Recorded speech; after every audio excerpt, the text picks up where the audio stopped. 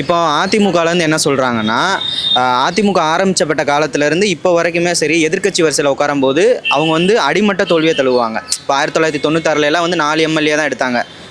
அம்மையார் ஜெயலலிதா அம்மாவே வந்து தோற்று போனாங்க. ஆனால் எடப்பாடி அவரோட ஃபேஸை காட்டி தேர்தலை சந்திச்சிச்சு ஒரு 70 எம்எல்ஏ மேலே எடுத்திருக்காங்க, எதிர்க்கட்சியில் உட்காந்துருக்காங்க.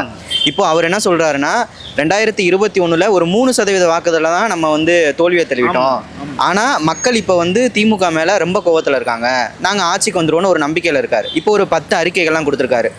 ஓய்வூதியம் வந்து 2000 உயர்த்துறோம், பெண்களுக்கு வந்து 2000 ரூபாயா வந்து காசு கொடுக்குறோம். அதுக்கப்புறம் வந்து அதாவது முக்கியம் என்னென்னா, அண்ணனை திரும்புங்க, நீங்கள் வேலைக்கு போகிறவங்க பேக் போட்டு இப்போ வேலைக்கு போயிட்டுருக்கீங்க, பெண்களுக்கு மட்டும்தான் இலவச பேருந்துன்னு சொன்னாங்க. ஆனால் இப்போது முதல் அறிக்கையாக வந்து எடப்பாடியார் கொடுத்துருக்கேன்னா, ஆண்களுக்கும் இலவச பேருந்து, அதாவது மாநகர பேருந்தில் எங்கே வேணால் போய்க்கலாம் அப்படின்ட்டு இருக்காங்க. அது எவ்வளோ யூஸ்ஃபுல்லாக இருக்கும்னு நீங்கள் நினைக்கிறீங்க? அது தப்பு இல்லை, அது எல்லாமே வந்து திராவிட மாடலு. அதுதான், அது அதிமுக இருக்கட்டும் திமுக இருக்கட்டும், திராவிட மாடலு அந்த ஸ்ட்ரக்சர் தான். அதுதான் வந்து ஸ்ட்ரென்த்து மக்களுக்கு, அதாவது அடித்தட்டு மக்களுக்கு உண்டான விஷயந்தான் வந்து செஞ்சுட்டு இருந்தாங்க. அது வந்து செய்யலாம், அதை இவங்க தான் செய்வாங்க, இவங்களை தவிர்த்து வேறு யாரும் செய்ய முடியாது. முதலாளி கட்சி எந்த கட்சியுமே வந்து செய்யாது.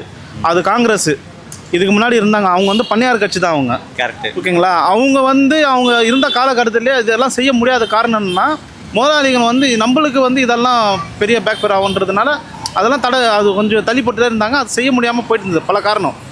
இவங்க என்னைக்கு அண்ணா வந்து உள்ளே வந்தாரோ அப்போ தான் வந்து அரசியல் வந்து மக்கள்துவமாக மாறிடுச்சு.